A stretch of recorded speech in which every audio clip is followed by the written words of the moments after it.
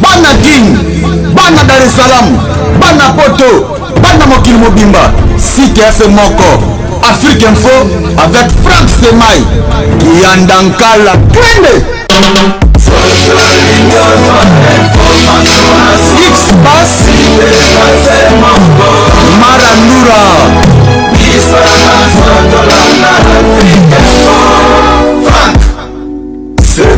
Mesdames et messieurs, merci de nous faire encore une fois plus confiance. Hein. Merci d'être branchés encore une fois de plus sur Africa Info.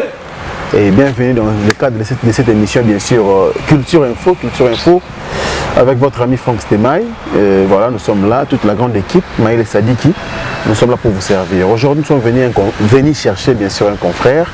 Vous voyez bien qu'il y a ça, la ça, mais très bien. Ah, on a Kinshasa, vraiment, c'est un habitué. Et il y a cette Nabisope Boye, mais monsieur Belé à intervenir, c'est plus à travers le monde. Mais aujourd'hui, tant que chroniqueur de musique, tu peux analyser sur un problème. Le frapper le monde musical, vous avez quand même accident et comme les artistes et musiciens. Bercy Moana qui est tous arrêts depuis hier soir. Et nous sera pas sinamité, mais bis tous on a été pour alimenter fait. Mais tout ça on a justement pour nous mécaniser, pour trouver solution et puis tu as comportement d'artistes et musiciens vis-à-vis à collègues na bango. Que ma baise là tout bola mon mettant un problème, a mérité comme assistance comme être humain. Voilà, nous sommes avec Charly Balaka, Kapakalangonzo. Bonjour, toujours confirmation. Bonjour Franck Stemai, bonjour partout Bazar Hotel Abisso. On s'appelle la présence de Awa. Vous voyez surprendre dans la Kin 24. Nandenga boulot donc tant que vous tendez micro donc je suis obligé de répondre. Talaga rayo. Na sali no mabe miso déjà be miso nande yango mute salake confirmation B3 et Botama. Donc yango on va profiter na site na yo na resenga la bateau ba s'abonner la confirmation B3 c'est-à-dire moi na Souka, il y a la télévision sur YouTube, voilà. Confirmation B3. Voilà. Vraiment, tu vas s'abonner pour ça, la vie vrai bien. Mais Kapakalangonzo, avant tout comme on a dossier à Bercy Moana. Voilà. Marbosa Mouébélé, tout le monde, même notre confrère Patsho qui m'a agressé. Voilà. Na Bandalungwa. Marbosa Mouébélé dans le monde musical. Apparemment, dans le monde musical, c'est la raté. Et tu aussi la raté. Ce que c'est les boulot est couffé. Oh, voilà.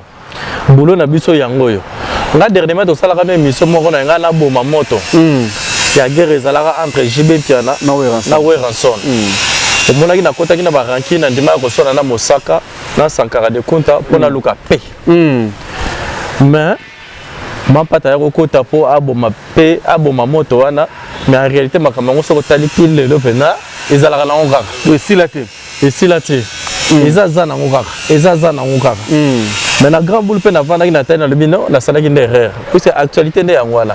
Oh, comment moto est ça l'erreur? Oui, poto bomi moto, balingité. Or, biso taba journaliste, on a besoin d'informations, on a poto vendre ma image na biso to lobela. Nous faisons la chronique musicale, c'est-à-dire nous épuisons les informations par rapport à actualité l'ingeza côté wana to lobela yango. Donc ce qui n'est comme ko boma pe moto trop, et ça on dirait to zala na information té. Alors tant que biso to pekisa ki balinko yoka té, maman pasteur a pekisi balinko yoka té. Là il peut na bon, il y a pas de problème. Tout ce pas pétrole est là. Comme ça, tous aura des formations. Pas balingo yoka té. Tout ça la. Mais formation tous la musique, il tient na mabakubunda to kuswana. Non c'est information. Non c'est information. Information ça caca critique à musique était. Même la rivalité. Même polémique, tout ce qui est même concurrence loyale, tout ce qui englobe la branche musicale. C'est ça les actualités. C'est ça actualité. Alors, au Golobani par rapport à Mamboleki, il y a conférence un peu pas ici. Bon, ce qui est vrai, c'est l'équipe. Quand l'équipe est bien tenue, c'est pas que ça me suit. Comment tu as analysé ça? Bon, au début, quand on va bien qu'il y a un jour, on va bien pas tu RFI, na Boutouana, mon ta comme là, un message, ils allaient hip-hop. Ok. Hip-hop, ça. Ouais, tambola na wera. Petit nabiso a métier wana. Ok. Yem da comme là un message que non pas tu RFI, azala qui agressé, boina bandal. Bon. Étant que humain, j'avais condamné l'acte. Puisque, tu es belé que ça n'a pas de bête à mon tour. Bolandeli na toilette, bo bêtier, bo vimbissé, logi, bo bouquet, ba mino, bo bimissé, makila. tant qu'humain, même Wera Yemoko, en tant qu'ambassadeur de la paix, non seulement en tant qu'ambassadeur de la paix, mais en tant qu'humain. Acte où la violence est condamnable. Vous comprenez? Oui. Alors, moi, je suis bien qu'il y ait tout ça, les émissions Internet. Internet. Internet est un ami qui. Moi, je condamnais l'acte, le fait. Mais, après quelques temps, quand on a fait une analyse, on a fait quelques 2-3 émissions comme ça, on a condamné l'acte. Il y a des gens qui ont été cause, c'est-à-dire que mission au Patsho RFI à Salaki, où ils ont la cause fondamentale et à maintenant qui est assez que Alia frappe en Dengewana. Tant on a talaki en et tant que journaliste, la monarchie est là qui débordement, il y a éthique et déontologie journalistique. Patsho RFI est un journaliste internet, il est à TV. Au moins télévision, ils ont la norme, ils ont un langage où ils donc moi la maille en réalité a débordé qui moi moqué oh il y a quoi pour ça la tête il y a un monique non cause wana et amenaki et fait wana donc ce que je demande nazo senga na bango kaka babo mamoto pour bora ngondenge komi ko kendeze kene na ndenge ya mabe ezekene na ndenge ya mabe ezekene na ndenge ya mabe babo makaka moto bato maison mère même papi kakol ba propose ko tenir pour la ken piana na kosenga na ye bombe yo yebi kaka papa na palia c'est bon de machine bof yo yebi kaka to bomaka moto ozo comprendre ouais ransom c'est vraiment une grande valeur il y a RDC ouais ransom c'est parmi ma personnalité au bazar influente na Afrique awa donc ouais ransom c'est quelqu'un bato ba tomboli RDC na monde à libanda ozo comprendre très bien. On lui doit du respect. Et puis, il y a parents, il y a ambassadeur de la paix, il faut qu'on respecte. Patsho RFI aussi, c'est quelqu'un qui a mené à orienter chronique musicale dans la ndenge morobo. Vous comprenez? Donc, tout le monde a moto likamana na ko senga à ce que moto kufa donc voilà. Moto kufa par quelle manière? Parce que babi baza de la justice. Patsho RFI va porter déjà plainte. La justice, la justice, les années locaux babengaka désistement de l'action judiciaire. C'est-à-dire que Fundi a droit de retirer plainte. Vous comprenez bien qu'il y a des normes dans la plainte que nous devons retirer plainte. Pour retirer plainte. Mais justice fait que le coup de la vous comprenez? Très bien. Donc, et comme la justice, et puis, moko ya batu au fait bêta qui Patsho RFI, azana makala. Azana makala? Oui, azana makala. Donc, parmi batu bêta qui Patsho RFI, moko azana makala. Et puis, moi je doute fort que batu bêta qui Patsho RFI, ce sont des gens. Je salue Marc dans mon conduit à dans mon conduit à Kin 24 FM. Ah d'accord. Voilà, dans mon conduit à Kin 24 FM, et na PC mbote do bana poto to ba ki mbote na ye. C'est-à-dire au moins les bateaux bêta qui Patsho RFI. Moi on a ba on a ndimi kutu azata na téléphone Android. Pour atteindre la table information ngo ba vidéo au Patsho RFI afinga qui soi-disant wera. Vous comprenez? Et Zaraka et l'autre mot salamaki ba pèse information et puis donc voilà. Et puis ce que Zalaka keno parmi batoana wera mutatinda ki bango ndenge makele le monsieur zakobima. Ndenge ba chena makala ngatanga wera nana kondi ma souffrance. Abo di akotanga wera mais peut-être mutango ça innocent. Vous comprenez? Ça reste à vérifier. Donc voilà. Ça reste à vérifier donc voilà mère Anine Simambo depuis Londres. Clin d'œil spécial à vous. Maman sociale. Maman sociale, ma mère Anine Simambo, voilà. Clin d'œil spécial à vous. Et pourquoi pas aussi les Fabrice Nteka, les boss américains. Fabrice Nteka, les boss américains. Fabrice Nteka, les boss américains 3 fois. Azaro méritant parce que c'est un homme de cœur. Pour soutenir Bisso Baoyo, musicien, théâtre, vraiment il est partout. Fabrice Nteka, les boss américains, encore de plus. Merci pour tout. Namoningano papi Mamalé, vraiment nous sommes très reconnaissants. Nous avons ça pour Nabiso, pourquoi pas aussi Yaya Willy Moucheni. Kodamboka. Ah non, ça dit que Moutoana Zana Ndé Ange. Il est tellement bon. Trop sympa, gentil. Trop sympa. Et puis pourquoi pas aussi Noël le kit Black dedans. Et ici, Alain Dinamo l'homme se pose très agréable depuis la Belgique. Plein de spécial également à vous. Merci Ko. Merci Ko, la main de Ridge Andy Nouawa. Un enfant pas comme les autres, ma grand prêtre Gobelisha. Merci Ko, Babi Olonga Mokonzalo Ozan, ma première dame à Switzerland. Alors, Kapakalangonzo, une très mauvaise nouvelle, également dans le monde musical. accident où artiste musicien Bercy mon a côté nango et causé même mort d'homme. Mudinga naie bazaki naie maître ndeko biso vraiment le nom échappe. Le temps combo ya voilà combo ya nango tikaki biso mais na ba condition moko vraiment ezalaki bien té et même on apprend depuis hier que notre frère Bercy mon et aux arrêts n'a parqué Yakalam au point de vue par rapport à cela. C'est regrettable, on ne peut pas encourager ça. Autant plus que non, la mort de quelqu'un, ils ont augmenté la mortalité. Or, dans la vie, nous avons plus besoin, il y a la natalité, et au-dessus, il y a la mortalité. Très bien. Ce que je dirais là-dessus, tout à l'heure avant midi, j'étais avec Cynthia Patsho. Oui. On a essayé aussi. Général-major. Voilà, général-major, tout ça là qui n'est pas une mission. Moi, on a essayé que non, je n'avais pas encore réunir des éléments favorables pour le Cambouya Bercy moi na. Mais dans ma source on a vu banda tongoti pourquoi awa. On a vu ma précision exacte et il y a un parquet donc parquet zanzela makala. Azo kende puisque abomi mutu. Ce qui est vrai abomi mutu.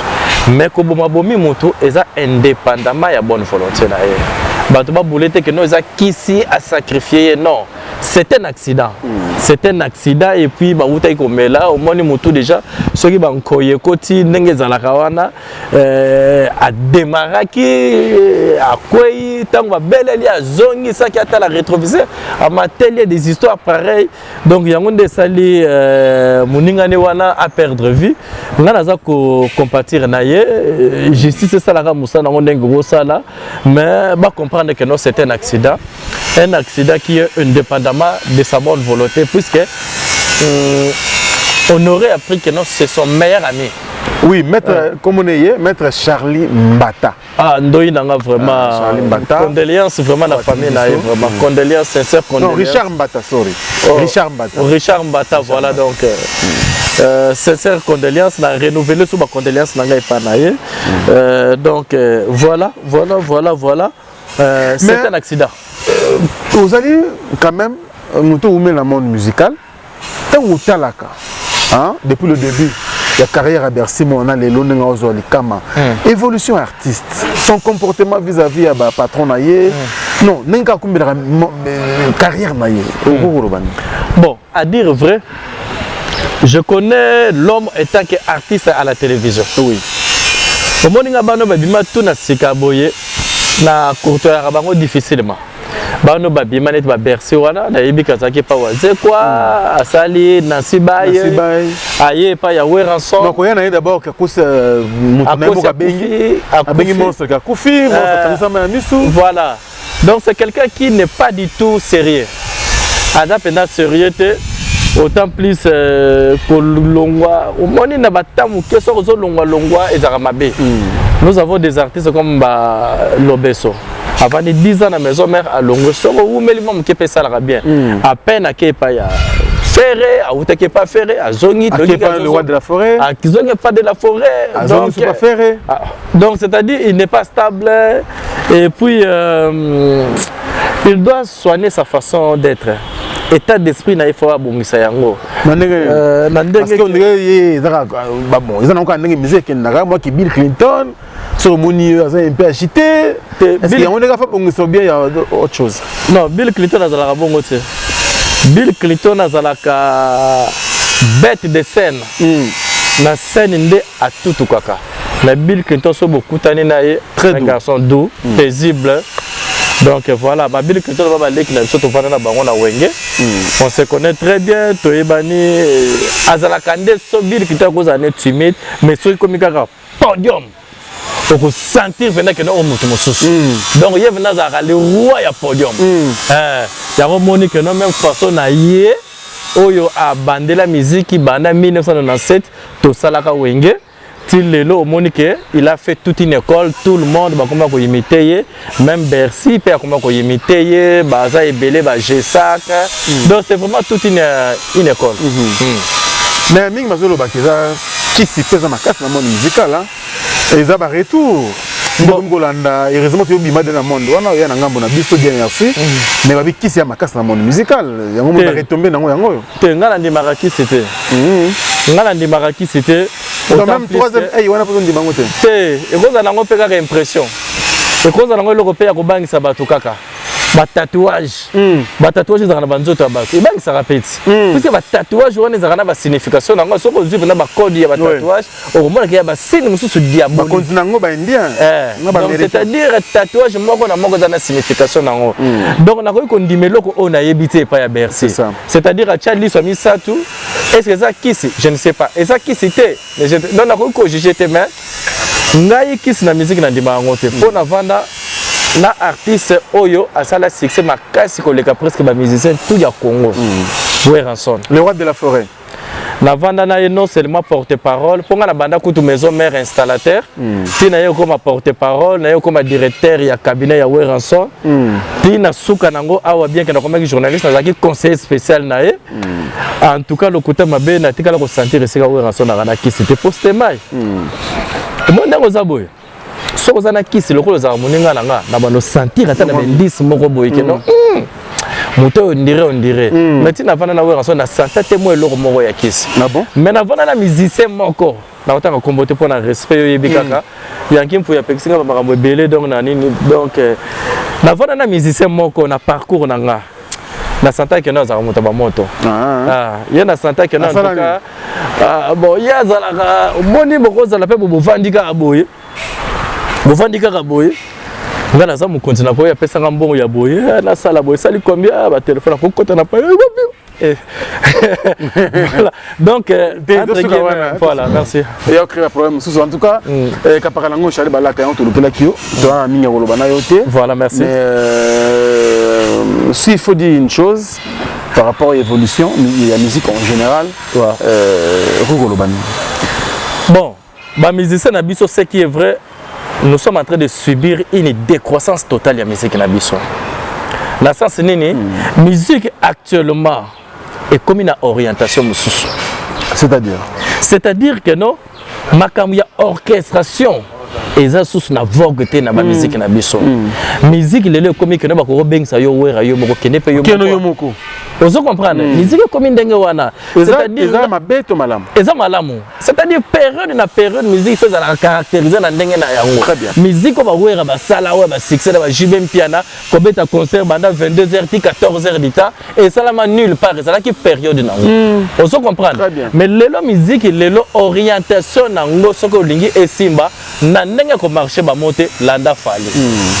Landa fali poupa fallait pouvoir comprendre les gens qui ont ça là. Mais là, comme on sait que non, album nanga o ebimi boy. Année prochaine na ko sala bona orchestre. Boy na boy te mikolo comme ba featuring, mikolo comme beti bor moko makamba album wana pe kala mingi te ko sila. Puisque nzembo CD était comme sauté.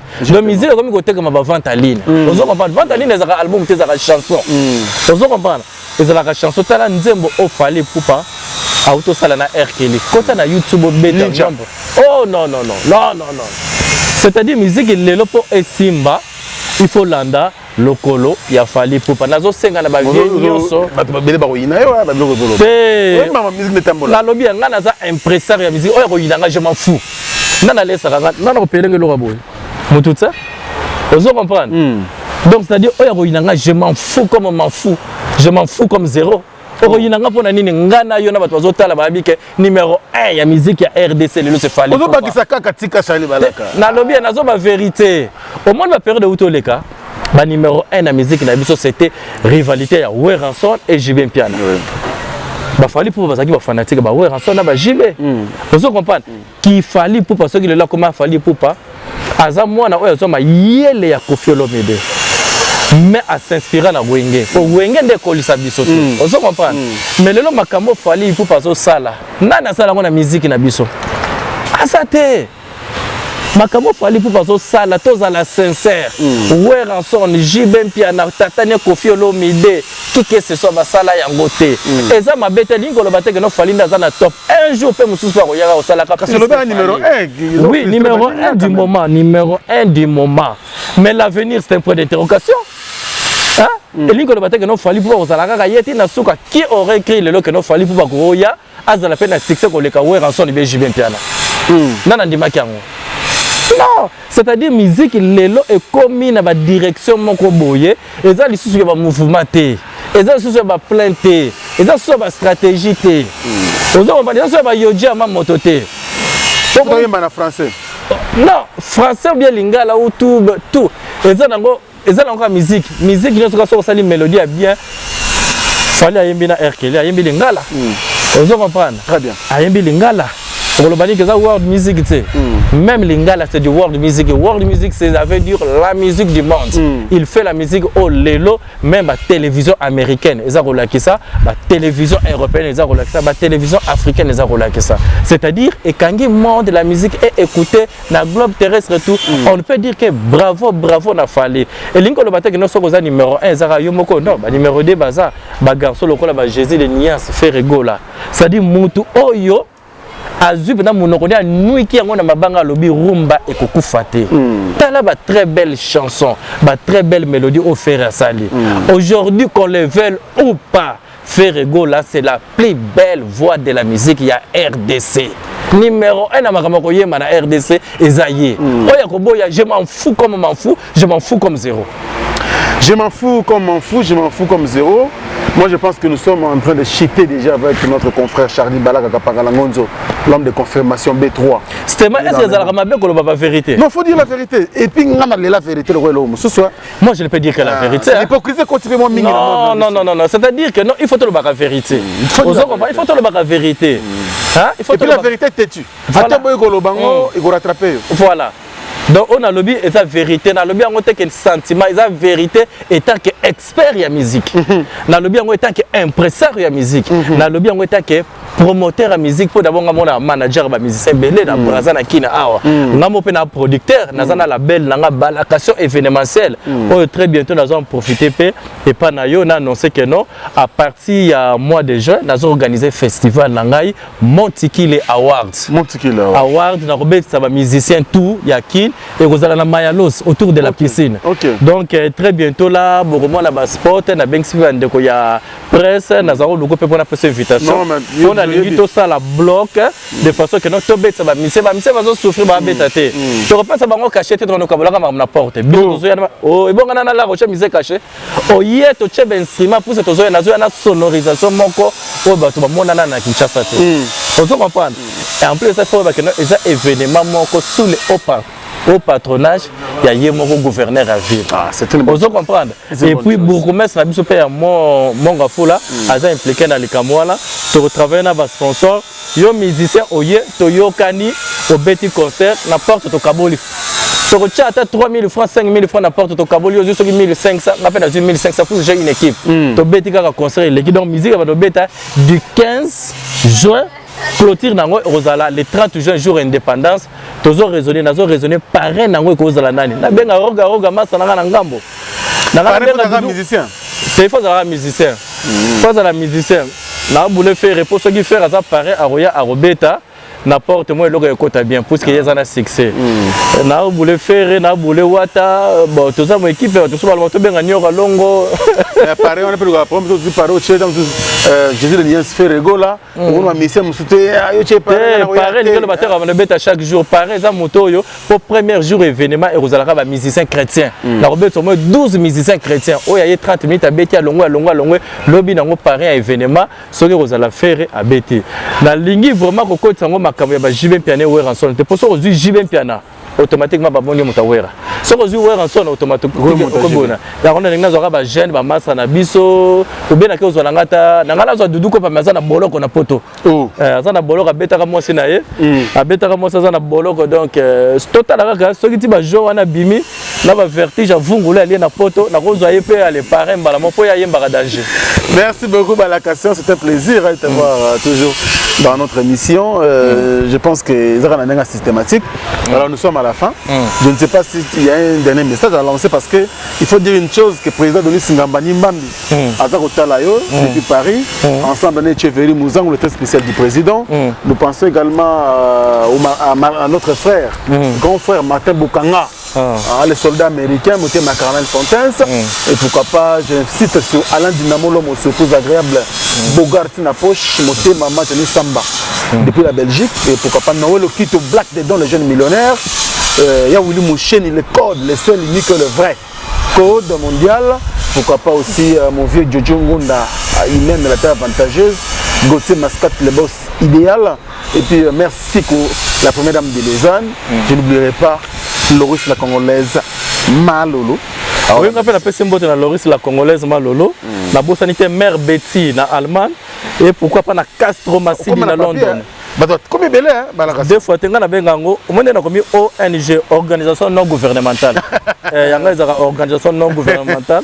Mère Anine Timam Bote Mama Social, OJ Manitou, multiforme, lamba et lamba. Quand à Loaka, je te confirme, je te salue, allez moquer l'administrateur na Manchester. Charlène Mumbala et pourquoi pas Sony Ambrosio, Alfred de Katende, c'est-à-dire tous les gens qui ont Alfred de Katende depuis Paris, Azagotinda quoi. Donc Joël Ntumba, Météo Chic, Patrick Massoudi, Raoul Bukambu, na Pession Mbote et pourquoi pas na Didier Lengi na Canada, Rachina Ibaka, Jessie Bolela, Alexis Ngangala, Bakombo Eza Ebele, mais et là on a reçu un cas de la fin de Kimia Ezala. Bande comme maison mère, Bobo Mara Moto. Comme à Cambouana. C'est quoi le comportement des musiciens question dans Souka. Comportement des musiciens vis-à-vis il y a Bercy. Est-ce que basti cahier bongo ou bien il faut pas venir en aide? Il faut pas aider. Non, il faut pas aider. La mort mérite assistance. C'est un accident. Indépendamment de sa bonne volonté. Non, non, non, avant-plan. Patron a fait rigolo, pose pas en suspension indéterminée. Avant maman ko ela ye. Bayini, na tango alikama basolo laka. Vous comprenez? Qu'on le veuille ou pas, Bercy te dit les années quand musicien ya faire. Cause ana suspension lingue le bateko longo orchestre. Et ça là qui révocation te. Et ça suspension. Ma bende so que la suspension a durée indéterminée. Oui, ça bon. Te so que ça a durée indéterminée na wenge za balongo la. Babindo beti le loza kana la suspension a durée indéterminée. Papi Kabemba a suspension a durée indéterminée na ba Chris Banga. Wenge so ka suspension a durée indéterminée. C'est que balongo lio mais batala likamwana te. Faire rigoler c'est un garçon timide dans un motema monene. En tout cas ça la moi c'est qu'on a servi peu oise quoi, servir wera ensemble. Donc bon aider botala mabe na été mais botala service à moké oya sala na société na bino pour et ça la moi quelque chose et pas na bino. Donc à l'abandonner chers amis artistes et musiciens, veuillez assister votre collègue Bercy. Je salue Jessie Bolela, Alexis Ngangala, Yancente Koubalay, Annie Dembo, bon retour, Nabi Gozongi déjà Bruxelles, Geisha, Mongani na Thaïlande, Didier Mayamba, titulaire, je te confirme, et pourquoi pas président Patsho, unité centrale na Bundes, vieux du Boko Bougana, mais la minute zongi normale, fini bondo garçon anglais, et pourquoi pas na Pichon Poutou, na Alemo Kema Sananga depuis Manchester. Merci Frank Stemai. Merci Nabatuto. Encore une fois. Bon s'abonner na confirmation B3. Et ça, Leki, d'abord, il y a Frank Stemai. Africa Info. Et ça, Leki, il y a Souka, il y a Afrique Info. Donc, c'est-à-dire, Abotami Awa. C'est-à-dire, Boro, Betaka Liboso, on est Ningisaka Mokili. Un tas Frank Stemai, ah non, Balakation, qui est dans la direction solo Yango. Donc, il y a un money. Confirmation B3, beau s'abonner, merci, je vous aime beaucoup. Merci beaucoup mon vieux Lakis Luba qui est aux États-Unis, Bandegoni à travers le monde, et puis Mustafa Kobangé, je n'oublierai pas depuis Finlande, grand prêtre Lobos, Lobos en était Johnny Mukonzi à Finlande, Bandegoni au soir on a qui peut penser on a vu grand frère Nangai Roger Kinkani, Bandegoni à travers le monde, et puis Bivalier, Bivalier Woody Cap Skinkela. Na pensé pe na yo Alain Mwaka Bironio so balinga Frank Stemai dans le couteau à travers le monde de Bisso. Je vous aime beaucoup et d'ici là portez-vous bien. Dites un grand merci à Mélissa Sadik si vous avez aimé cette émission. Merci beaucoup et à la prochaine. Au revoir. Merci. Tellement rato ça il y a debout. C'est ça. Bana King, Bana Dar es Salaam, Bana Poto, Bana Mokil Mobimba, CTF Moko. Afrique Info avec Frank Stemai qui en dankala Twende X-Bass